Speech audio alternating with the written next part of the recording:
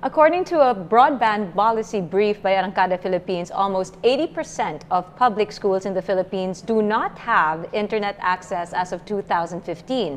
So most private schools have internet access, but still struggle with providing campus-wide access for their students and teachers. That's the other side of the scenario. So to create a globally competitive workforce, it goes without showing that we really do need to raise educated and technology or digitally savvy students first. So how are we going to do that? To get some answers, ladies and gentlemen, we're hosting a roundtable discussion on the role of connectivity in every Filipino student's future. Today, we have with us some experts in education, starting off with the Department of Education Undersecretary for Legislative Liaison Office, External Partnership Service and School Sports, USEC Tonicito Umali. Good afternoon. Good afternoon, Ms. Isa.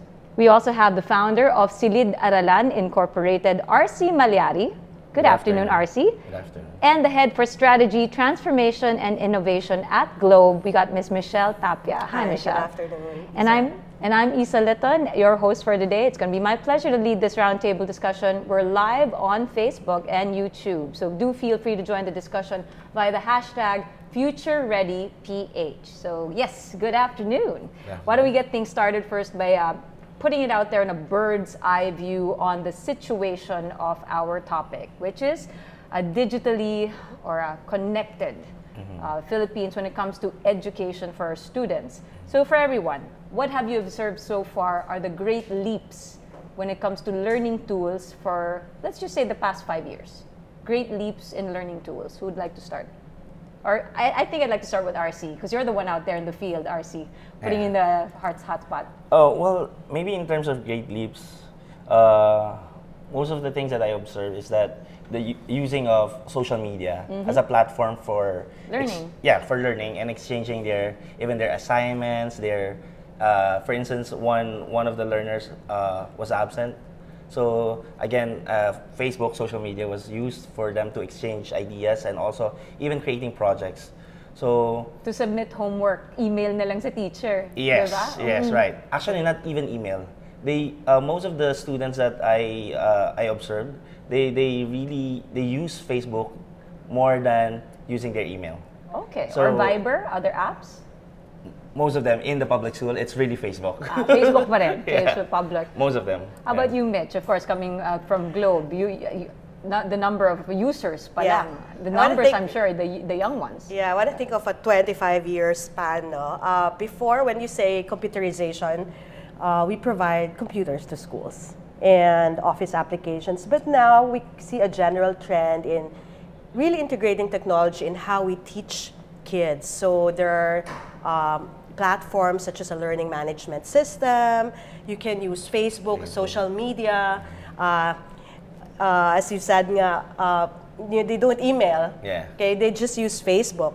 For the Philippines, internet is equivalent to Facebook. Right. Yeah. Even the teachers, they don't check their they don't emails. say internet, Facebook na lang. Yeah, and That's the teachers, they don't check their emails. Not like office workers like us. We check our computers, our emails every day. But teachers, email is like, what? What email? But Facebook, they use Facebook and social media a lot. I agree. Okay, but what about from the Department of Education's point of view, USEC? So when it comes to learning tools, and what more, I'll push the question, what is the DepEd's vision and latest promises and policies in this particular age? I hope this vision should capture all. Quality basic education for all. So when we talk about quality basic education for all, necessarily we should be talking about access to basic education. So I would like to relate this to our topic right now. And if we say there should be access to basic education, we should have enough schools. You talk about proximity of the schools from the residences of our learners. When we say access, if the schools if there are not enough schools that are near to our learners, there should be some options like doing distance education through the use of technology, through through internet connectivity. The way we want to discuss it right now. But basically, there needs to be a school, the physical. Yes, but it's all about quality basic education for all. That's the vision for now, and very critical in achieving this vision, Ms. Isa, Mitch RC, is the DepEd's computerization program. Last year, for example, we have allocated more or less 6 billion pesos for this, and with this we were able to deliver more or less 29,000 computer packages, all schools, public elementary and secondary schools nationwide. And this year, or rather I would like to say for 2018 fiscal year, we propose a budget of more or less 8 billion. Oh, it went up pa. So that shows, Isa, I mean, for purpose of this afternoon's discussion, how much this administration, our Ma'am Liling Briones, is focused on maximizing the use of technology, not only as a tool for teaching, but as also a tool for learning. Okay, so yes, it's important. Obviously, technology, connectivity, digitalization, these are the realities of today. And not just in the Philippines, on a global scale. However, putting the spotlight in the Philippines nga, I asked you first for the bird's eye view. Let's ground it first with reality. So what are we seeing? First from Globe, of course, Mitch, we have it. We have the technology, we have it available here in the Philippines, yes? Would you like to expound how exactly the services of Globe can actually help, especially with education? Well, we're a very connected country, 120 million mobile users, and half of that are Facebook or internet users. Okay? We're always the first. We're the text capital of the world, we're the social media capital. So we have the propensity to use technology. The question is, how do we use this technology to learn, right? Or to have access to the quality basic education that Yusek mentioned, right? We have all the technology. We don't have to invent a new technology. All the platforms, the applications are there. There are so many. If you survey the internet or the app store, there are so many applications like for reading. You have all the information on the internet, right? If you want to know something or do some research, you don't go to the library, you just Google, right? So information is at the tip of our fingertips, and that means if you're connected, then you have the power to get information on your own. However, there's a key phrase over there. If you're connected, it's grounded. RC, I mean, you just came from Ilocos, you also just came from Mindanao, it's really everywhere. Are the kids that you see in your Silid Aralana programs connected? And do they have smartphones? Well, for Silid Aralan, we believe in technology, but there's a right timing for technology. The right timing is if the basic education is well set at the onset before introducing, high-edge technology. Yeah, like iPads, smartphones. So what I observe is that, well, I still see, witness schools without even electricity. So maybe those are the things that, but for me, the question is, it's not about technology. Technology is very important, but the thing is, when are we going to use technology? From K to 12, in what level are we going to introduce technology? Because sometimes, from my experience, I just observed that we might be focusing on technology, putting like introducing tablet to kindergarten to grade 1. But the thing is, do they know how to read properly? Yeah. When you look at when you go to the ground, to the field, and really look at the numbers of how many students are reading, most especially in the far-flung areas, there's still a lot of kids who are considered like in a frustrating level in terms of reading. So yes, technology is good, but in terms of prioritization, I guess And I agree with that, quality education. And what does For quality all. education means? Yeah. Quality education can be a quality education if the basic foundation of education is well set. Which is first reading and writing. Right. I don't want to take that Yes. out, right? So, Yusek, sorry, putting it back to you after Yeah. hearing both sides, that Yeah. it is available, Yeah. and yet the reality of RC's experiences, especially when it comes to basic quality education, how can we address this? Well, when you talk of quality basic education, we could go first to addressing the basic resources that we need. So when you talk about basic resources to have quality basic education, you talk about having enough classrooms, And having school, the yep. ideal ratio Right. of 1:25 when you Right. talk about kindergarten, 1:45 up to 50 for elementary and secondary levels. You talk about the ideal number of teacher to pupil ratio, the same number that I mentioned. You talk about you should have enough chairs, 1:1. Maybe that's kind of surprising that we talk about even school seats at this point, but that's still when you talk about quality Basic, basic yeah. education. That's basic. You should have enough school seats. You should have enough textbooks. Yep. That's And then, of course, the ideal ratio is 1:1, and enough toilets. So those are the 5 basic resources that we need to address first, and then we now talk about, and we're trying to Technology. address that.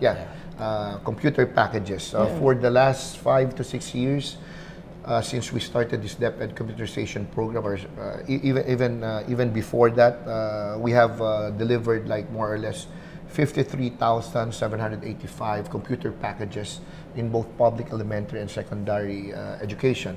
46,440 of which went to our elementary schools, and another 7,345 to our junior high school. RC was talking about when is the best time to teach maybe computers, but even before you teach computers, you should, our Read and teacher, write, you should know how to read and write. Before, when I say before, at least prior to the administration, when I first joined DepEd, that means the previous administration, the vision was every child should be a reader by 3rd grade. Third But grade. now we made it every Primary child school. should be a reader by 1st grade. Right.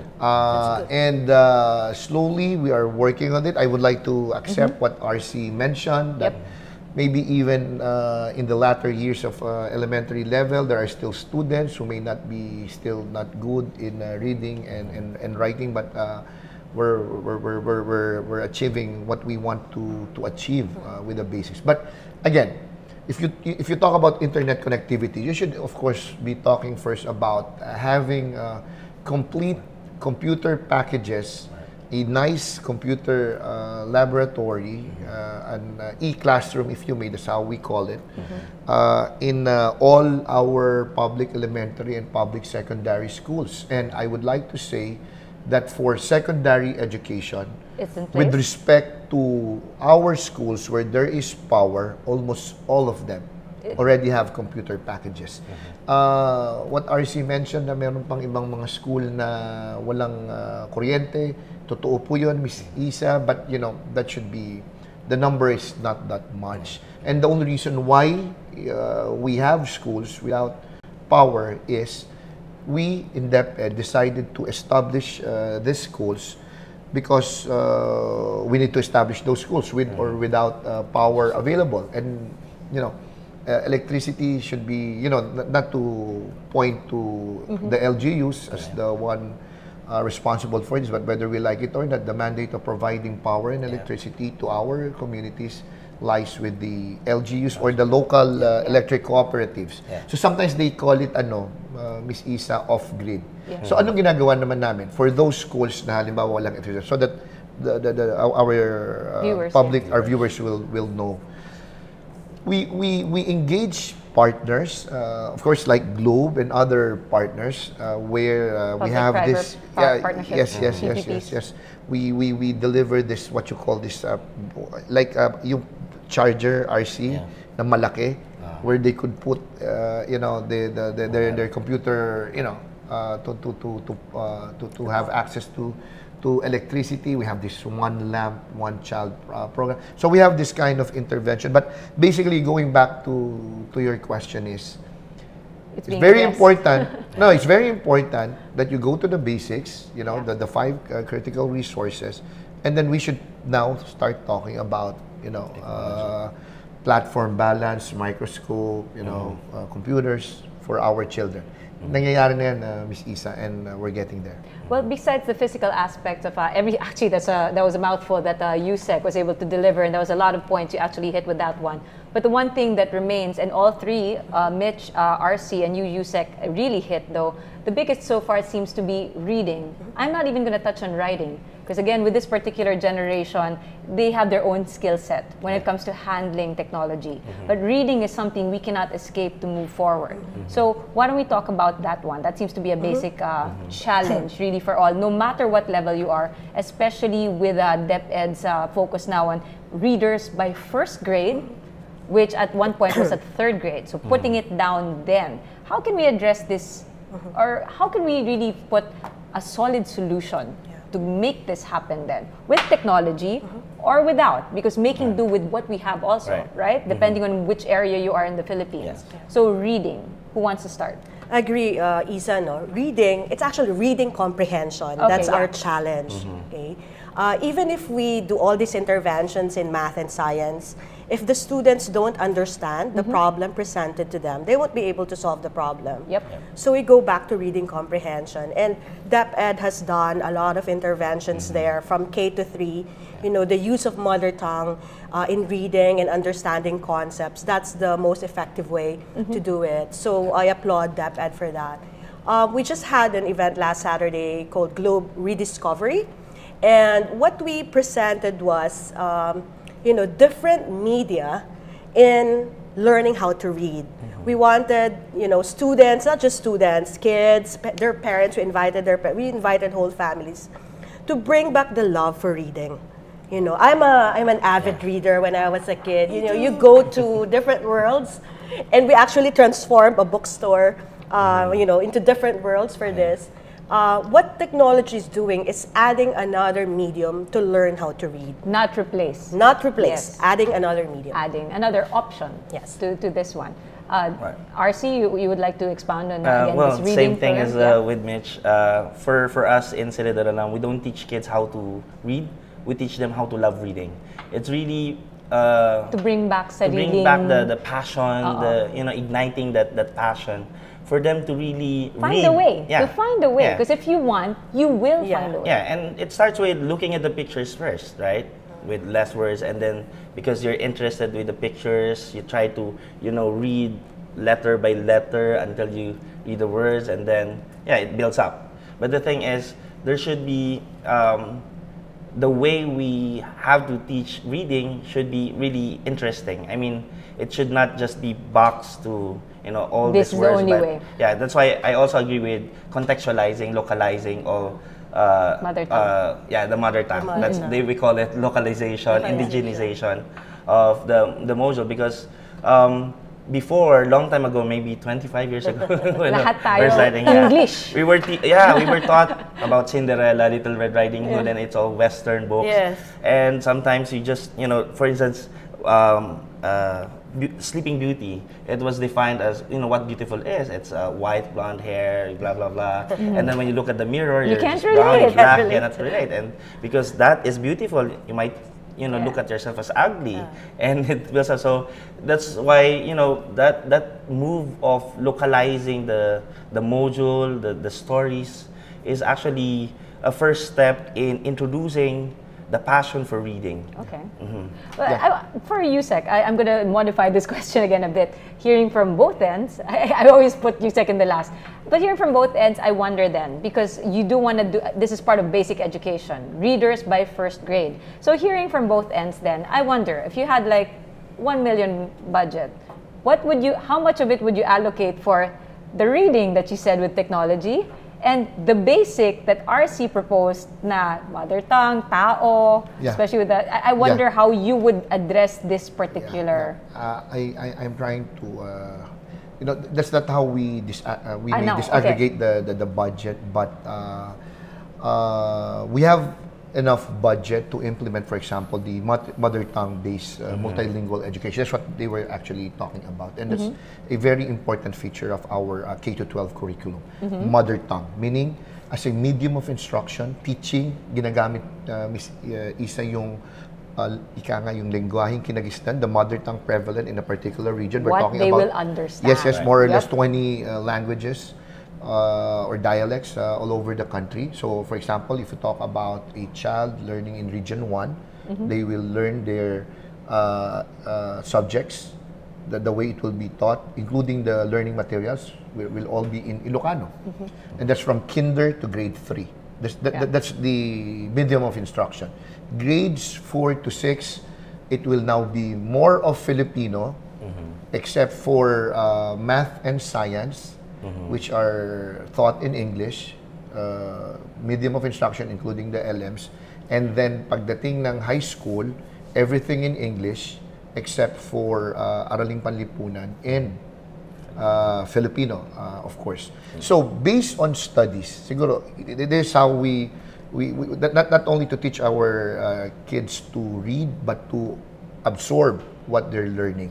Based on the Lubragan project, that's what we call, sometime in the year 2000, they tested RC, a group of students being taught same subject, kinder to grade 3, mother tongue. Another group of students, same subject, kinder to grade 3, in English. English, yeah. No doubt, the performance of the students who were taught in mother tongue was much, much better than those Because they understood it. Oh yeah, Yes. definitely. Yeah. And studies show, and hindi naman ano po ito, lutang ito, that those, that's why to address the fear of those, bakit hindi sila marunong mag-English? No, that's not true. That those children who first thought everything in their mother tongue will be better equipped to learn a second, third, or even a fourth language. That's based on studies.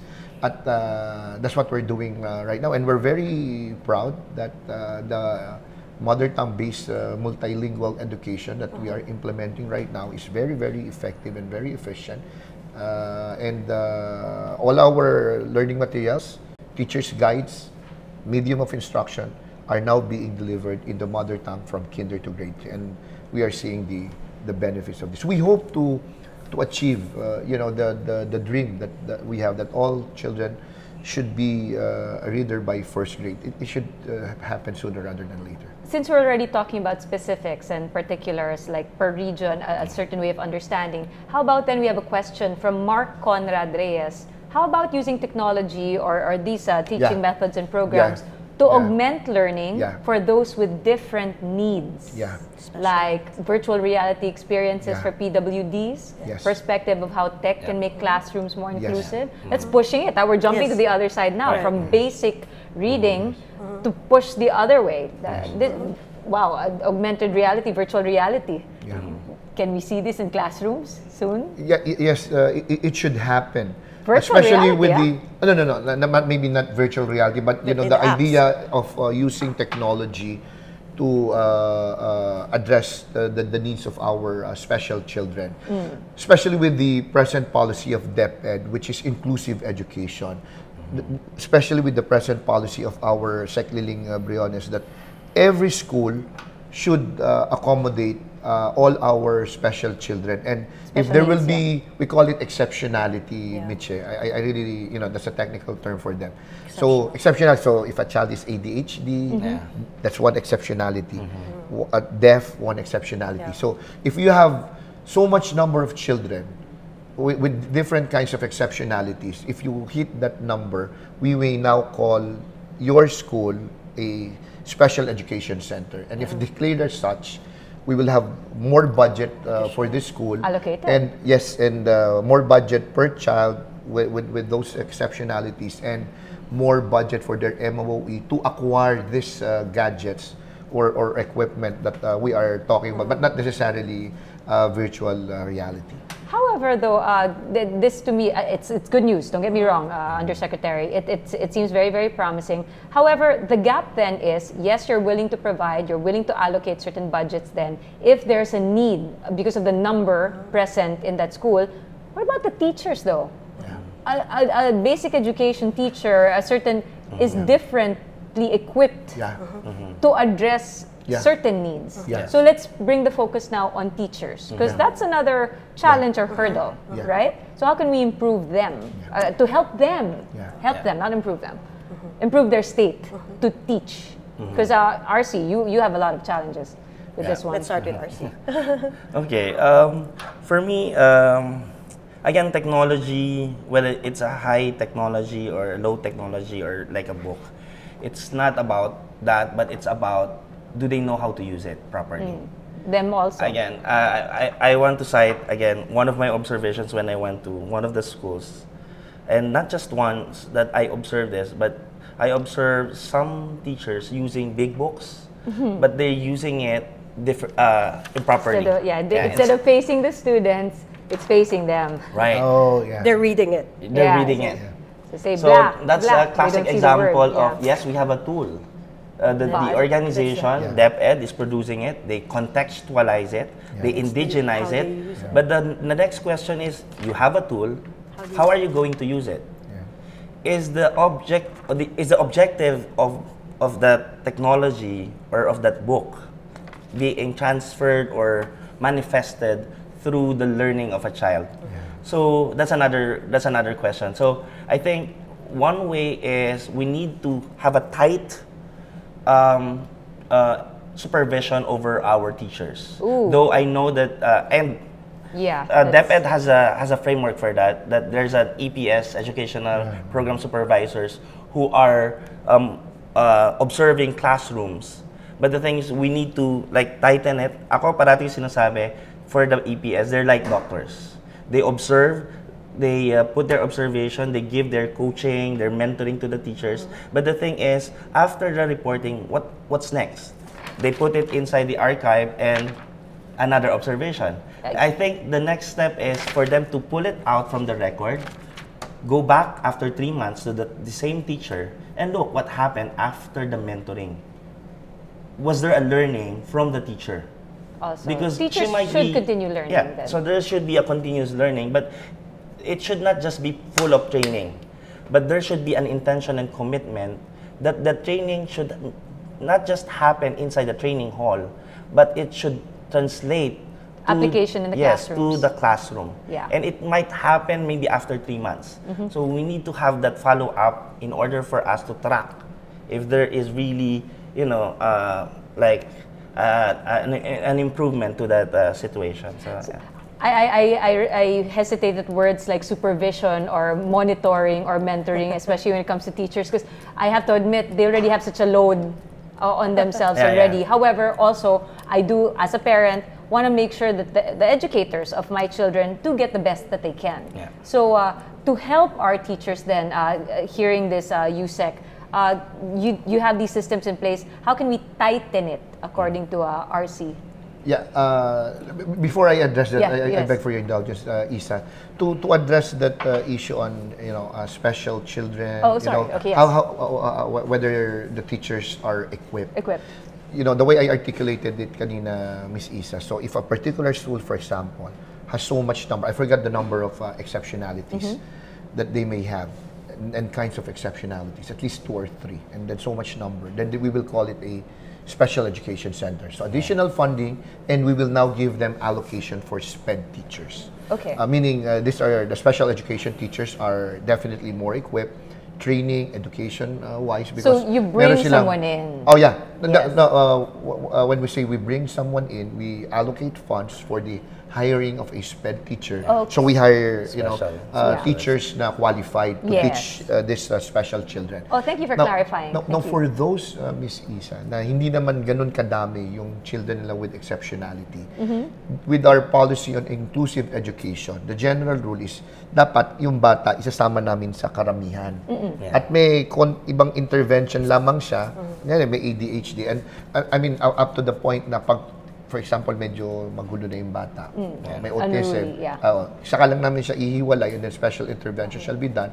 But the objective is once that is addressed, ibabalik siya ulit. Definitely. That's the concept. So, yung doon papasok yung sinabi ni RC na therefore, the teachers, yung general teachers, if you may, as distinguished from the special education teachers, should definitely be trained. Iugnay ko doon sa sinabi ni Arces na pati doon sa regular na nangyayari na dapat yung teachers na monitor. Yeah, I completely agree with what RC is saying. We are definitely training our teachers, but monitoring, assessing their performance, giving them feedback, siguro doon kailangan tutukan. At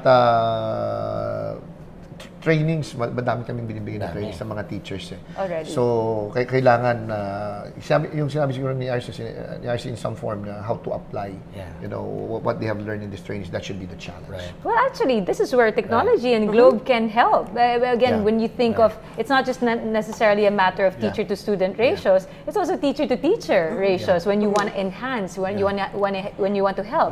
So, what can Globe services help with this one? Actually, every time I talk about how to help the teachers, how to empower teachers, I don't talk about technology. Oh, okay. I tell them, okay, go back to pedagogy. Do you know pedagogy is instruction, how they do their teaching. Okay. You can't just use any technology for the sake of using technology. You have to go back to, is my teaching methodology effective? And I think it's one of the things that we have to upgrade our teachers on. I was with the Philippine Normal University, and we were talking about all these trends, about pedagogical trends. What are the different ways you teach? Okay. With the use of technology, it also affects how teaching is done. For example, instead of a teacher lecturing for 1 hour, okay, if the student does not understand the math question, how many times do you think a student will raise his or her hand to ask the teacher to repeat the explanation? Yeah, that's one, true. two, maybe. Okay, you can't play back the teacher forever. But the reality is there are students or learners who learn faster, and there are students who don't learn as fast as the others. Okay? Correct. And you can supplement that with technology. They can go to YouTube, they can go to Khan Academy and look for what isosceles triangles are and all the formulas. Remember isosceles, this is my favorite. And repeat, I was telling my staff before, rewind, ma'am, it's not rewind, play back. I'm so old. Okay, but you can play back, a video about a particular concept, as many times as you want until you understand the concept. But that can be taken already into consideration at home. I mean, there's only so much you can also demand from a teacher. Yes, correct. RC, you were because I just came from Germany weeks ago, and I observe a lot of different types of teaching in Germany, and that's also one of the things that I observe in Germany. It's like most of the schools, that's how they do it. So, well, one is they taught in German. Two, they have also a lesson plan, just like our teachers. But the thing is, when they told me about the lesson plan, it's about Roman numerals, and it's all set. There's an objective, there are objectives, and then there are plan on how to go about it. But they have an assignment, and the thing is, the teacher asks the first question, and then he asked maybe 5 students, and then he posted the 5 answers in the board, 5 different answers. And then what they're going to do is to find out which of the 5 is correct. That's a great. And then he pulled out the projector and then internet and put in the formula or the rule in Roman numerals, like the V, the I, and so on. And then all of them were helping each other, looking at each number and identifying which one is not congruent to the rule. And then until they find the right answer. It kind of like tasking for them, because maybe they just discussed three but that's things. a whole lot of concepts that But they actually again, already. the objective of the lesson plan was hit. Yes. Very good. And I like how they use technology. It's a resource. It's a resource for them. It didn't replace the teacher. No, because it was a tool for everybody. What we want is for teachers and students to be tech empowered. Okay, they try to find solutions to problems, and use technology as a resource. Well said. If I may add, they said it very well, Mitch, RC. yung teaching technique. Kasi our teachers are being equipped, just like what RC mentioned. Lesson plan, clear learning objectives, that's basic to our educators. For you to be a good educator, you should, once you enter a classroom, you should know your clear learning objectives. You should have a clear lesson plan. You should know what you will teach. That's why we have prepared lesson plans. We teach them, we give them all those templates. And then you should know how to best deliver these lesson plans to your students.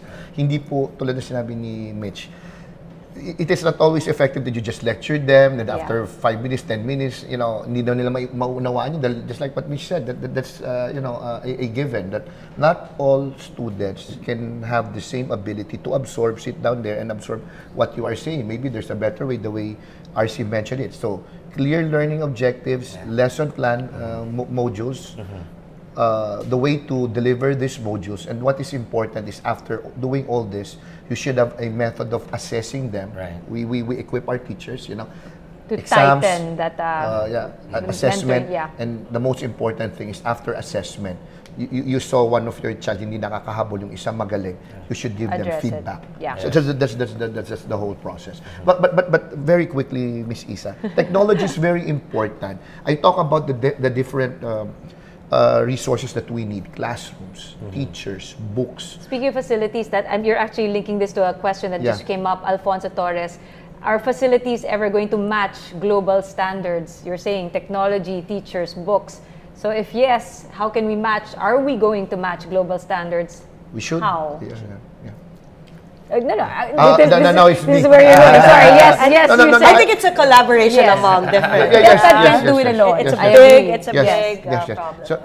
So maybe to address that there's really a need to upgrade the facilities. Again, maximize the use of technology, not only as a tool for teacher, but as a tool for learning. But because can you imagine, you know, when you talk about access to basic education, alam mo, Miss Isa, in other countries, you know, yung the idea na there are really some people out there, I don't mean any disrespect, you know, in a country with more or less 7,100 islands and small islands, and it will increase if it's low tide, yung number na yon. We have people who are living in areas na talagang hindi mo akalain na doon po sila nakatira. Right. And then you will see them, you know, in many documentary films, they're walking with so much distance. They will swim. Yep. Rivers, cross rivers, and then people, this is now my opportunity to tell our viewers.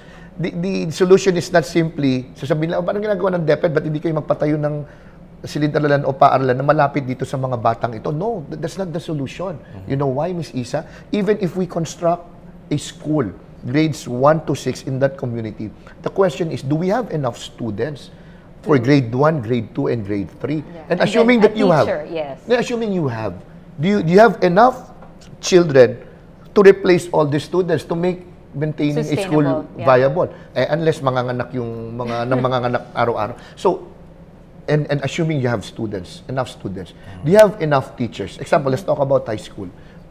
Bringing a high school in a community, dahil sabi niya, alayo daw ng nilalakad, dapat patuyuan mo. Do you have biology teachers in that community? If not, sa halip na yung mga bata ang maglalakad ng malayo, it will now be the teachers living in the population who will walk or travel that so much great distance. At meron bang sapat na dami ng mag-aaral na diyan papasok, Isa, ang technology. Yes. In other countries,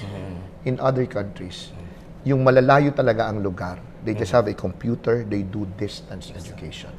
Diyan papasok. That's where we can assess which technology would be best for that kind of situation, right? And it is available. And it is available. I mean, there's so many. Like, we went through CDs and DVDs, right? Before all the streaming and diba? We had before wag na VHS, ano na lang, CD and DVD.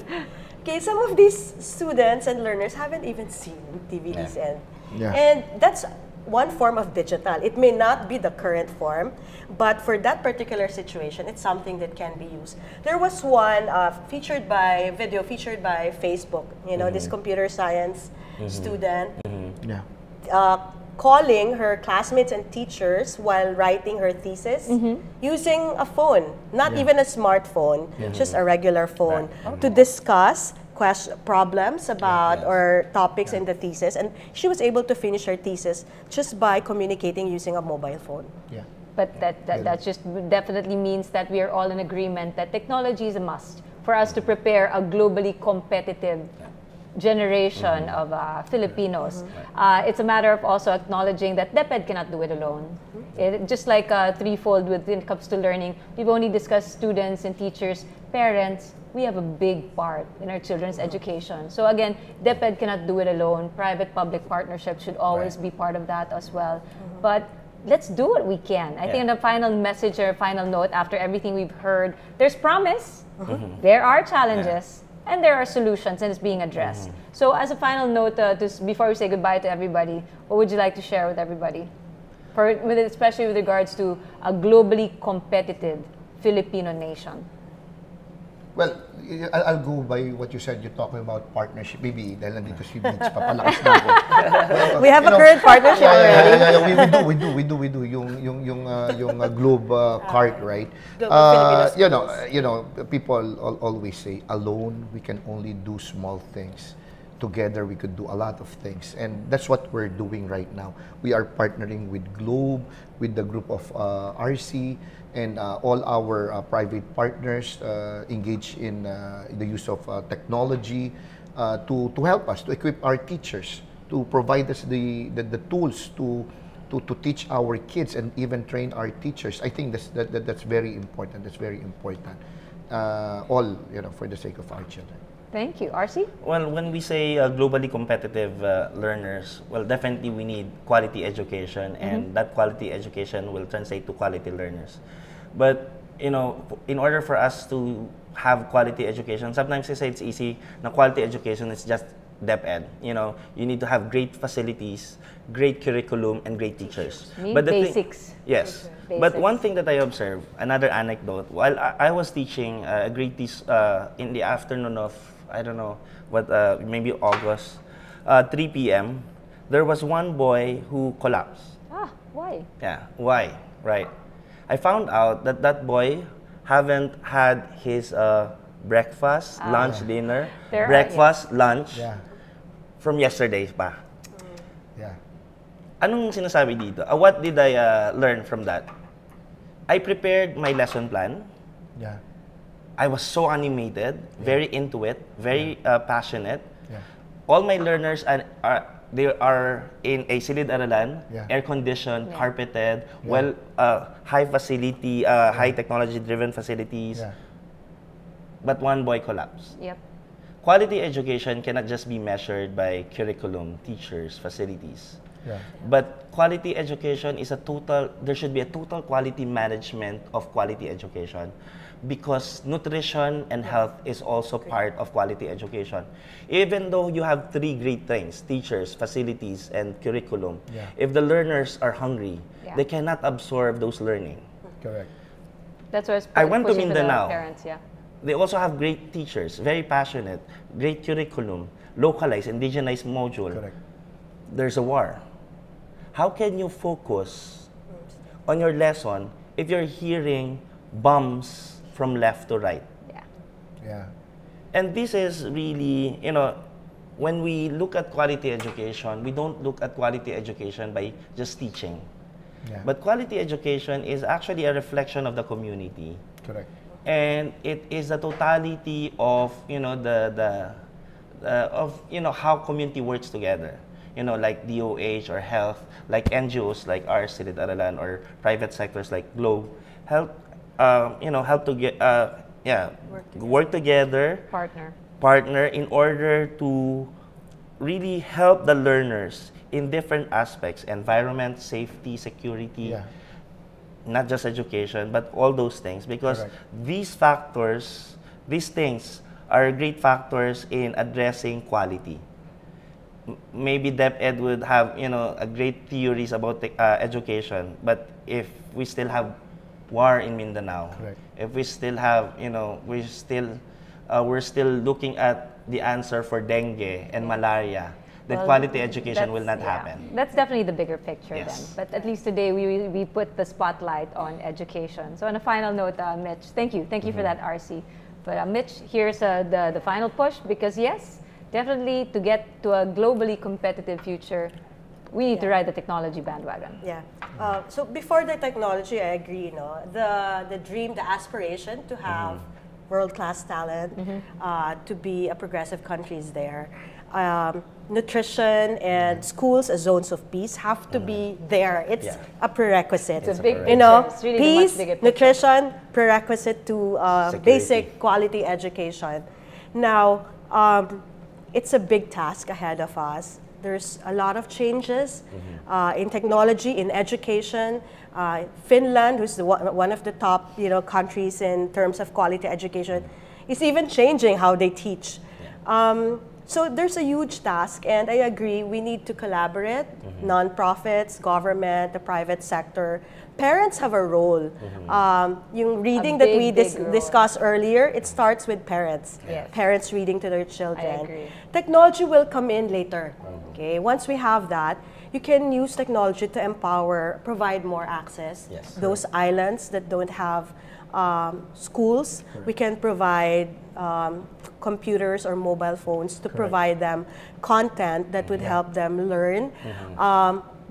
For the others, the private schools, not all private schools I learned, have all resources and facilities as well. But, we want to make sure that Sayang hindi diniscuss kanina yung connectivity. Yeah. Why we don't have This is part of it. connectivity. I mean, the point is it's available. we want to make sure that we don't have a digital divide as well, right? That we make sure we have the technology needed by the students and the teacher. One thing that I'd like to emphasize, though, we're global, we're about technology and media. But one of the things that we teach in our program for teachers, PRISM, digital literacy program for teachers, we teach them empathy. I was reminded when RC told us about the kid that collapsed. As teachers, as administrators, we have to know our students. Right. Yeah. Where are our students now? So it's not just the technology they have access to, but their current health, their current condition. It's all about empathy. Yes. As teachers, or even us in the private sector, we have to know who we are serving, what their conditions are, and we provide the tools and the solutions that would address their need.